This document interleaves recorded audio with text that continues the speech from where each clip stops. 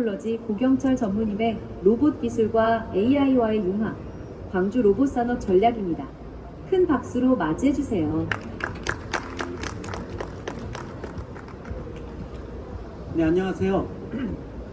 저는 이제 사실 오늘 준비한 내용은 로봇 기술과 AI의 융합 그리고 로봇 산업의 발전 전략에 대한 내용입니다. 이 오늘의 주제를 제가 의뢰를 받았을 때에는 오늘 제 강연을 듣는 여러분들이 우리 광주시의 정책 책임자이거나 또는 이 광주의 로봇 산업 발전을 위한 이런 관련 정책을 수립하고 실현하는 그런 분들인 줄 알았어요. 근데 와보니까 조금 아닌 것 같기도 하고, 맞습니까? 뭐 설사 아니더라도 오늘 또 여러분들이 사시는 이 광주시의 앞으로 미래 전략을 위해서 이런 아이디어도 있을 수 있겠구나, 뭐 이런 마음으로 들어주시기 바라겠고요. 또 오늘 여기 로봇신문의 기자님들도 많이 와 계시니까 제 내용을 잘 요약하셔가지고 우리 광주시의 정책 전문가들이 이런 내용들로 반영을 해서 앞으로 정책 수립이나 또는 전략 수립을 하면 좋겠다, 뭐 이렇게 전달이 될 것이라고 믿고 열심히 주어진 시간 하도록 하겠습니다. 네, 저는 오랫동안 로봇 산업계에 있었고요. 또 이렇게 제가 산업 전략을 말씀드릴 수 있었던 것은 지난 20년 전에 우리 로봇 산업을 육성하겠다 했을 때 제가 전략 수립을 참여했던 경험이 있어서 그런 경험을 바탕으로 오늘의 좀 거대한 담론을 이야기할 수 있을 것 같습니다. 사실 조금 전략이나 이런 우리의 나아갈 방향을 이야기할 때는 좀 과거도 좀 거슬러 봐야 되겠죠. 그래서 살짝 한번 과거를 거슬러 보았습니다.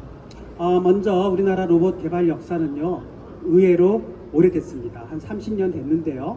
그 당시에는 전부 대기업을 중심으로 현대, LG, 삼성 이렇게 대기업을 중심으로 로봇 개발을 해왔고, 그 당시에 이 개발 환경들은 전부 이 옛날의 그 컴퓨터 기술을 기반으로 해왔습니다. 그래서 보이시는 저 매뉴얼들이 제가 개발하던 당시에 공부했던 매뉴얼들이에요. 30년 전 매뉴얼인데 거의 뭐 박물관에 가야 할 수준인 것이죠.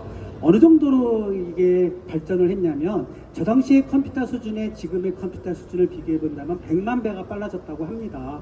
그러니까 그 당시에 제가 공부할 때만 하더라도 이렇게 로봇 기술과 컴퓨터 비전 그리고 AI 기술이 접목된 기술들이 나왔어요. 그런데 그 당시의 기술력을 살펴보게 되면은 그 기술의 수준이 지금에 비해서는 굉장히 빠른 속도로 발전하고 있고, 특히 이 3D 측정 기술이라든가 이런 걸 기반으로 해서 제가 지금 몸담고 있는 고용 테크놀로지는 이 검사 기술을 기반으로 해서 세계 1등을 하고 있는데 20년간 하고 있습니다. 그만큼 우리나라 로봇 기술을 기반으로 해서 장비 분야에서는 우리가 세계 1등을 지금 하고 있다, 이렇게 이해하시면 될 것 같습니다.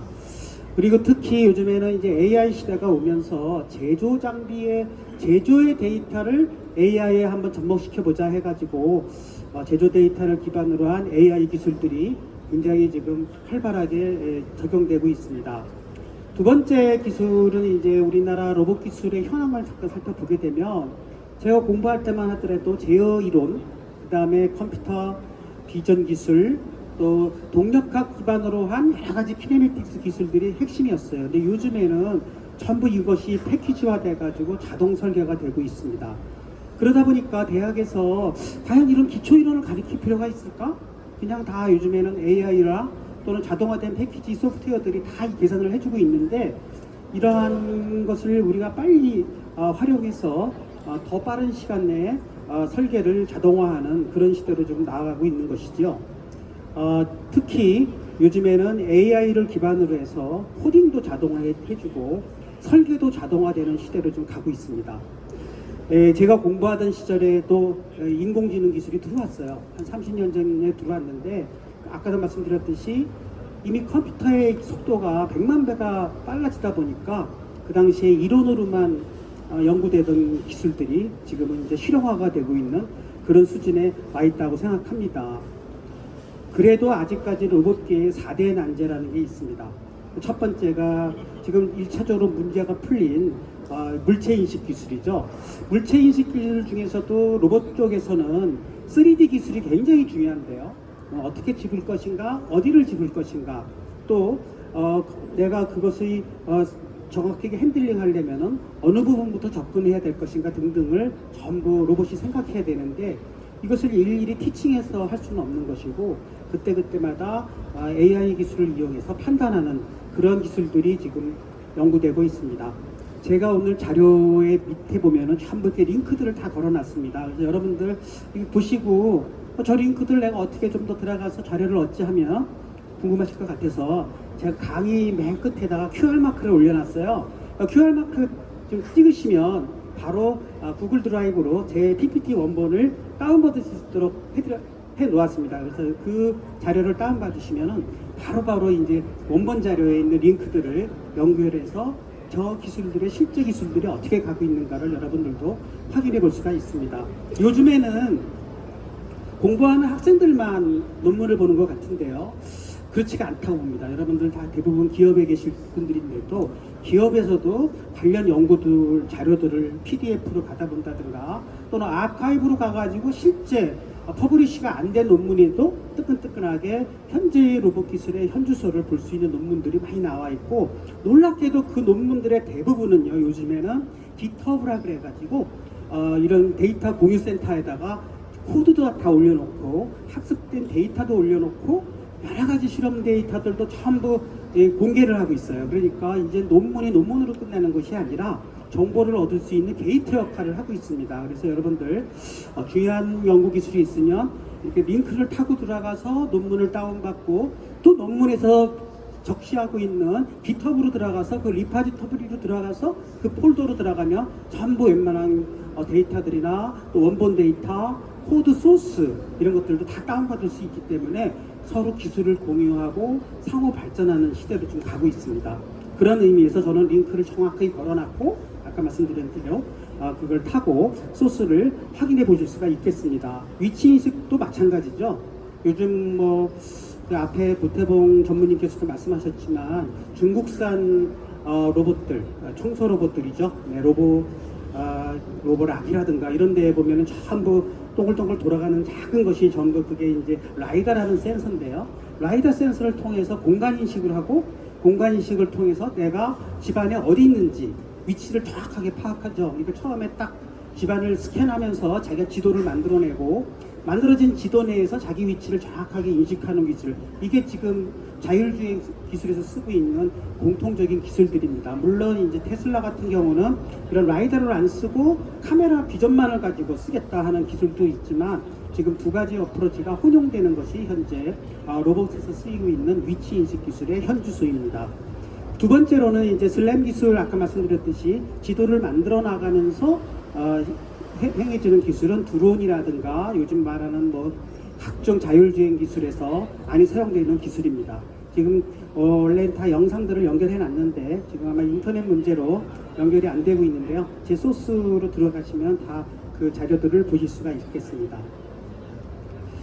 물론 요즘에 유튜브를 보게 되면 많은 로봇 기술들이 공개되고 있죠. 하루가 다르게 공개되고 있는 기술들 쭉 보시면은 세 번째 난제인 로봇에게 과연 보행 기술이 어떤 것인가, 그런 것들을 이제 보여주고 있죠. 특히 이렇게 자유도가 높아질수록 그 보행 기술이 점점 어려워집니다.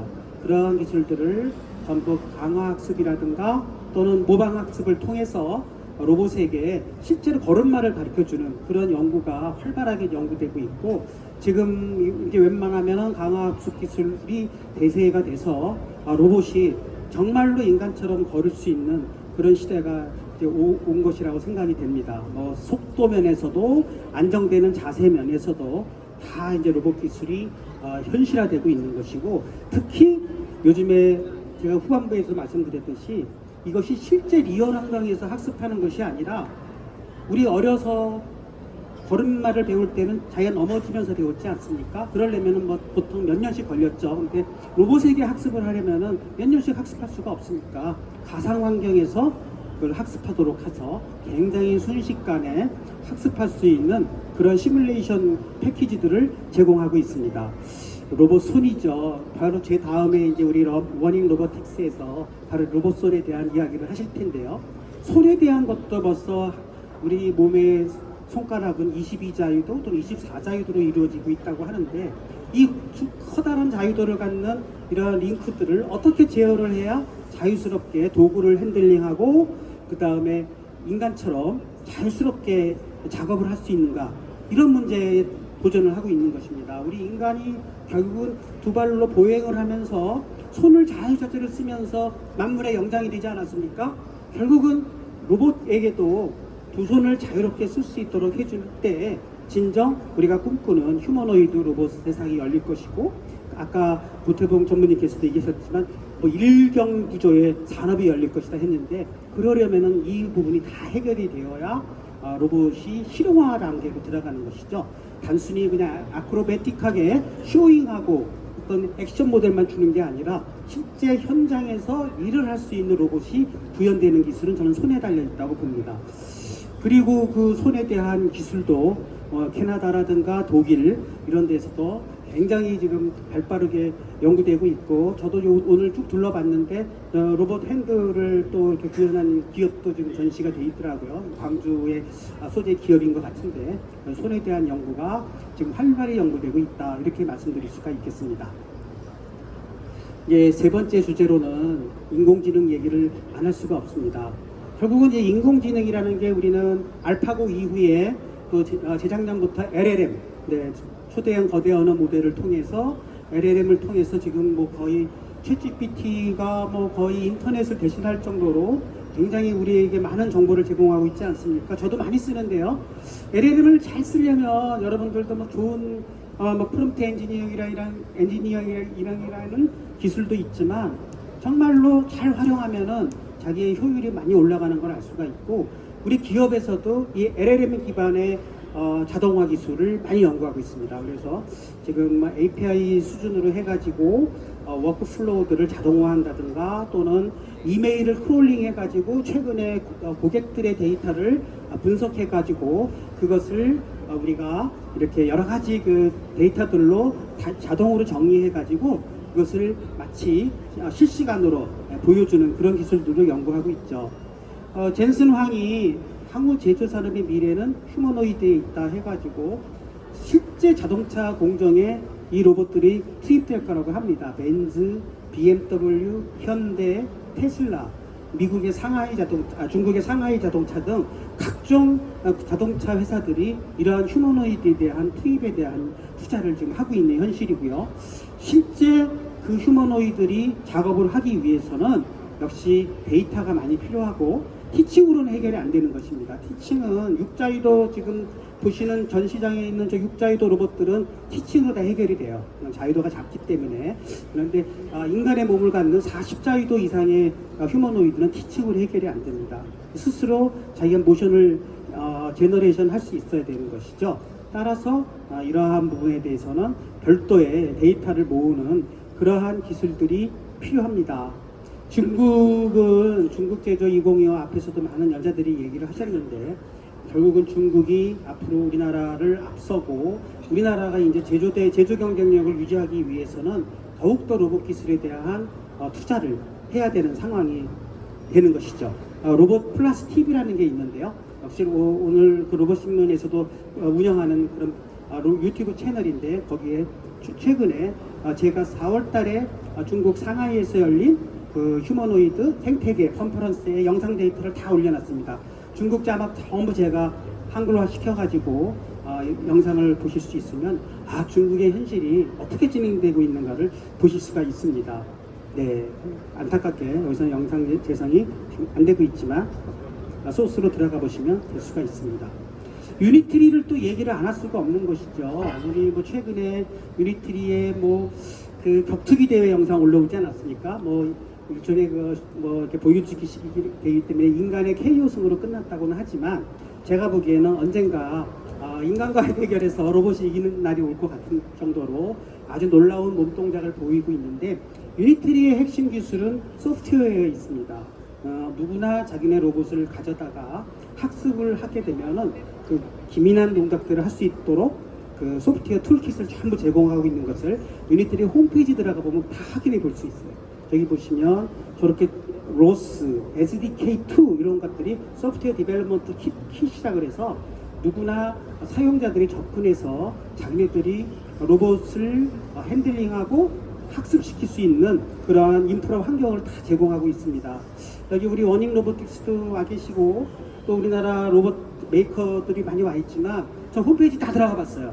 아직도 홈페이지에서 이 소위 소프트웨어를 개방해주는 그런 부분은 좀 미흡한 것 같습니다. 그래서 앞으로는 사용자들이 로봇을 티칭해주고 사용자들이 로봇 애플리케이션 앱을 개발해주는 시대가 오고 있거든요. 그러려면 이제 메이커가 모든 걸 제공해줄 수는 없어요.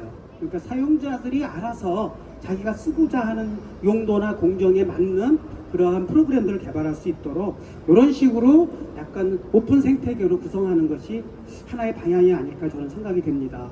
뭐 이러한 영상들 보시면 아주 놀라운 동작들을 하는데 전부 사용자들이 학습한 거예요. 메이커가 제공하는 기능이 아닙니다.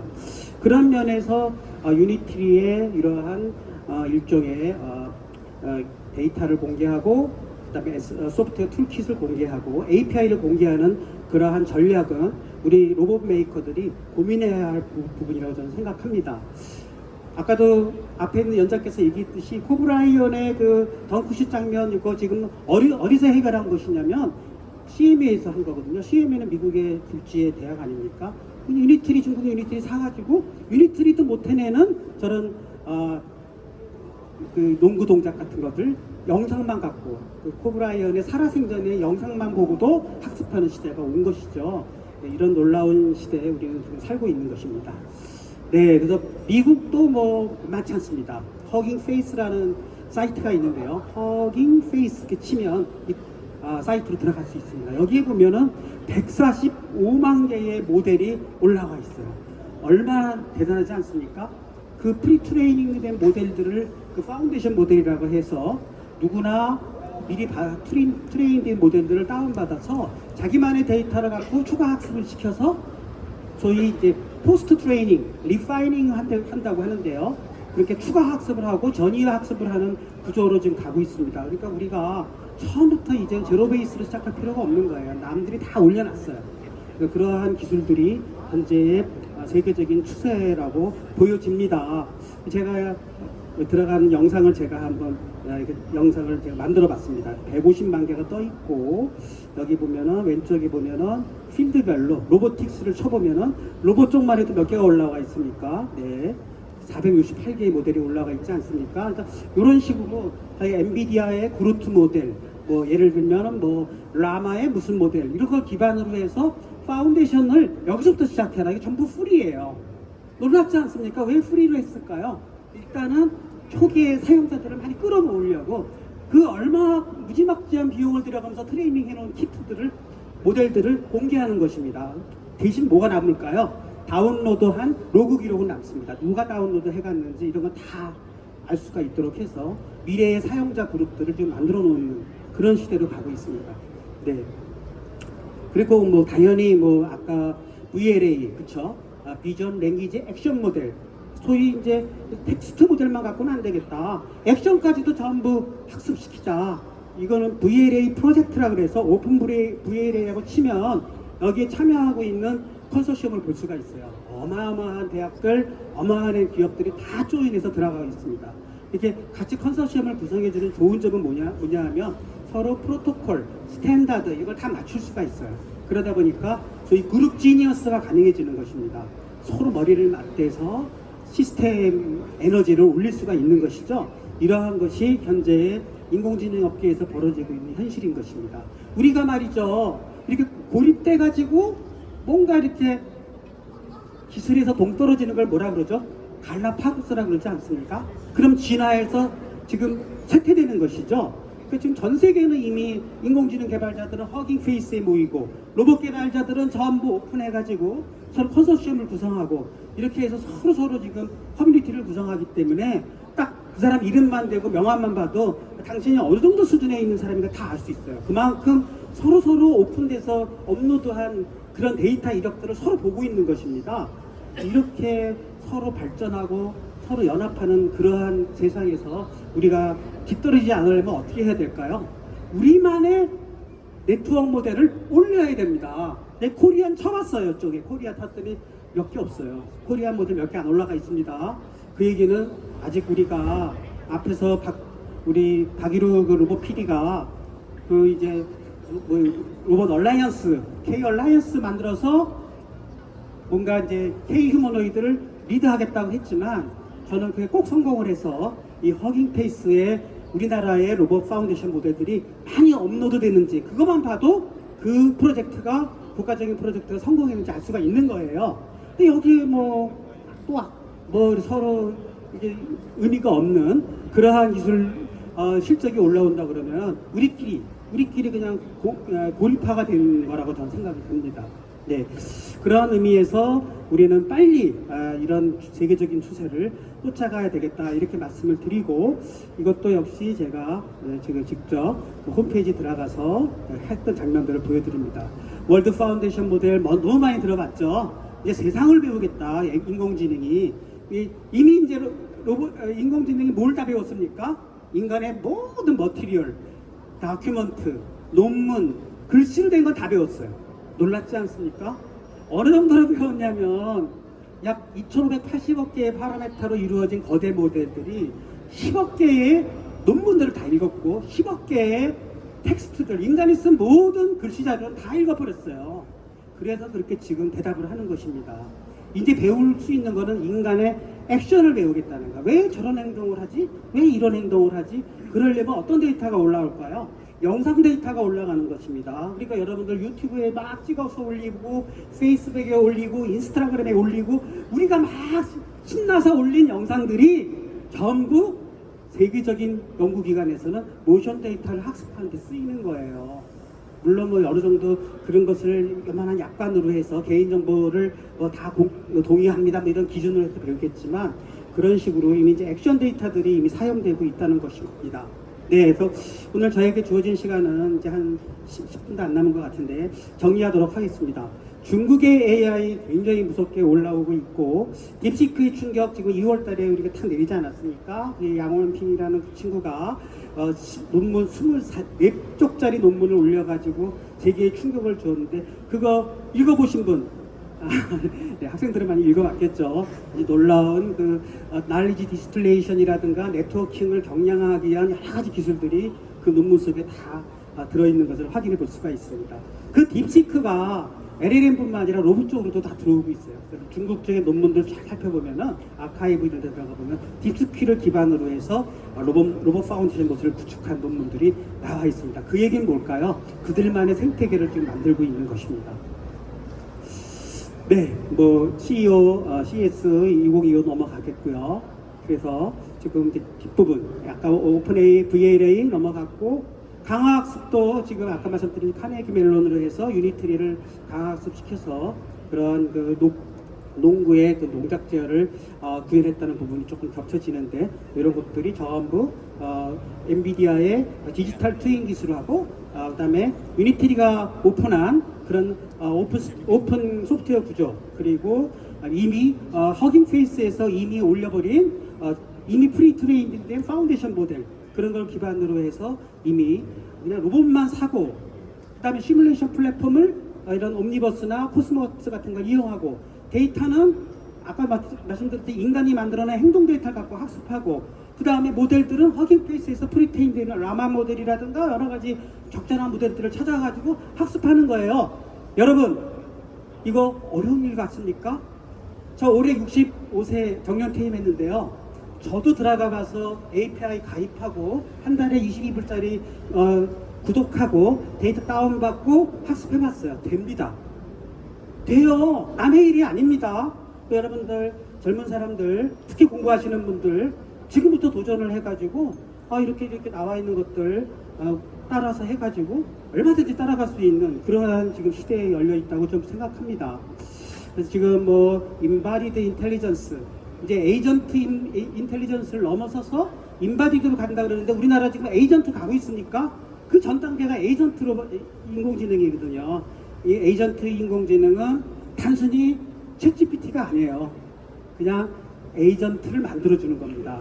저는 이제 아마 올해 말이나 내년쯤에는 GPT를 이용해서 내일 아침에 컬리를 통해서 배달이 되는 시대가 올 겁니다. GPT로 말만 하면 나 내일에 이거 해주세요. 그러면은 GPT가 알아서 컬리의 사이트로 들어가서 자기의 아이디를 다 입력하고 원하는 쇼핑몰 말로 막 말한 거 내일 아침에 시금치 뭐 몇 단 뭐 하면 정확하게 해가지고 제일 싼 가격으로 해서 내일 아침에 문을 열어보면 딱 배달이 와 있는 거예요. 뭘로요? GPT로.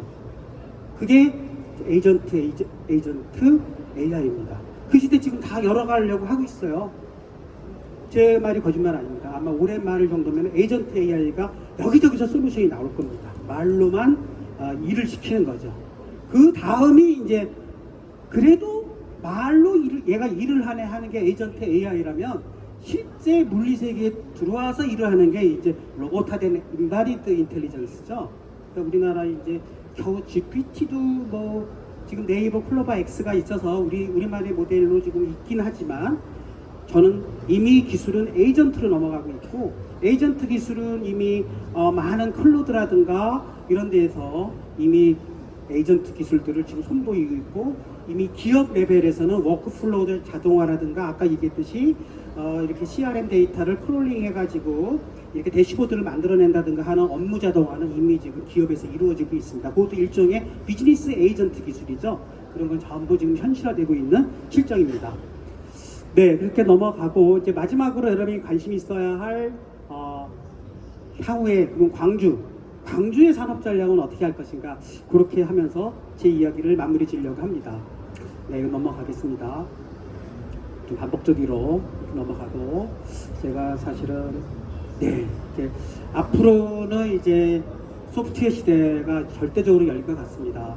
소프트웨어를 얼마나 잘 환경을 만드느냐, 그래서 로봇을 티칭해주고 데이터를 모아주고 그거에 맞춰가지고 티칭 해주는 데이터 학습 인프라를 누가 잘 만드느냐에 따라서 로봇의 기술은 발전할 것이라고 보여지고 저는 이제 광주의 발전 전략을 만약에 얘기한다면 이것도 한번 보여드리겠습니다. 아까처럼 콜앱이라는 데 들어가서 제가 챗GPT한테 물어봤어요. 우리 딥마인드의 무조건을 이용해서 사족 보행 로봇을 시뮬레이션 해주는 코드를 만들어줘. 그랬더니 얘가 트르륵 만들어지더라고요. 긁어가지고 콜앱으로 했을 때 실제 돌려보는 거. 요거 뭐 불과 3분도 안 걸렸어요. 이런 시대에 살고 있다는 걸 말씀드리고 이제 광주의 AI 전략은 어떻게 갈까? 저는 요거 하나로 오늘 마무리 지려고 합니다. 저에게 몇 분이 남았나요? 2분 내에 끝내도록 하겠습니다. 네, 우리 다음 또 연사님이 계시니까 AI는 말이죠. 이게 지금 아까도 AI 지수가 잠깐 나왔지만 결국 논문으로 모든 걸 얘기합니다. 그러니까 아주 빅데이터 논문들을 전 세계적으로 미국, 중국이 다 차지하고 있고 우리나라도 뭐 조금 있어요. 끄트마리에 있지만 결국은 AI 지수로 결국은 누가 더 많은 논문을 쓰고 특허를 내느냐 이 전쟁으로 가고 있는데 제가 위에 키워드로 스탠포드, 이스라엘, 엔비디아, 룩셈부르크 이렇게 키워드를 정해있는데 저기 연결이 좀 잘 안 되는 것 같죠? 지금부터 그 연결고리를 풀어드리겠습니다.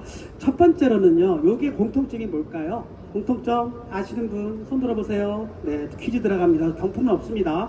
네, 맞습니다. 전부 인도계예요. 놀랍지 않습니까?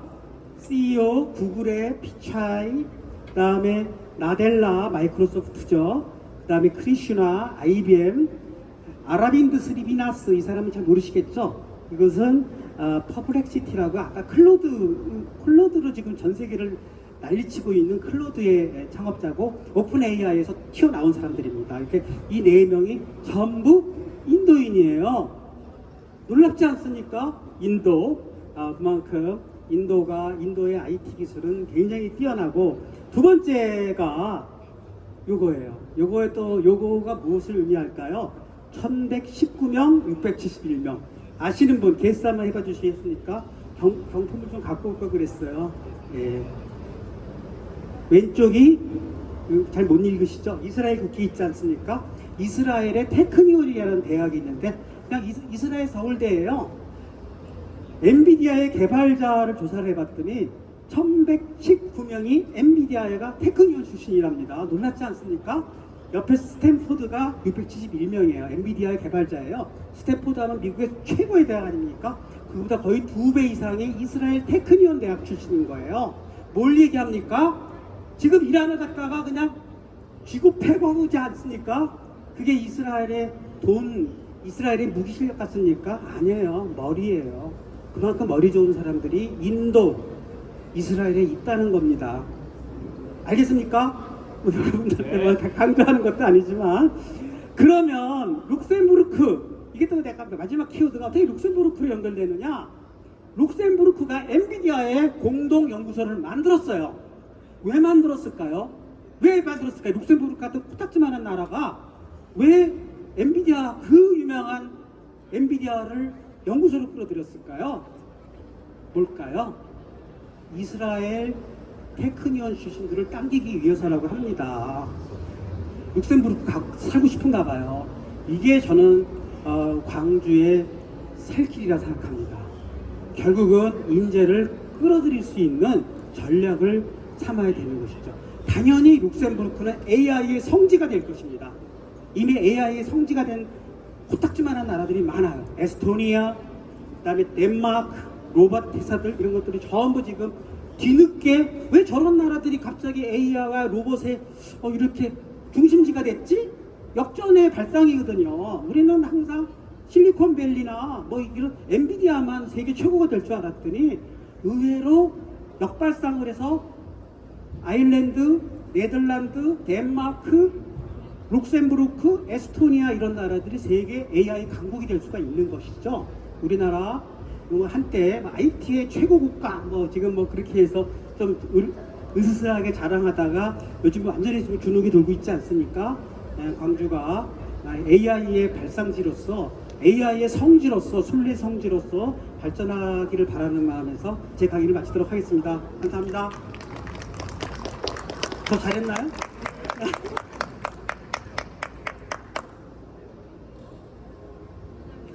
광주의 로봇산업 현황을 바탕으로 향후 발전 가능성과 전략적 과제를 짚어볼 수 있는 뜻깊은 시간이었습니다.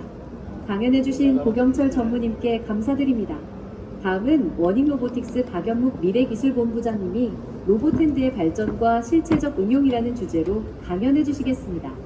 큰 박수 부탁드립니다.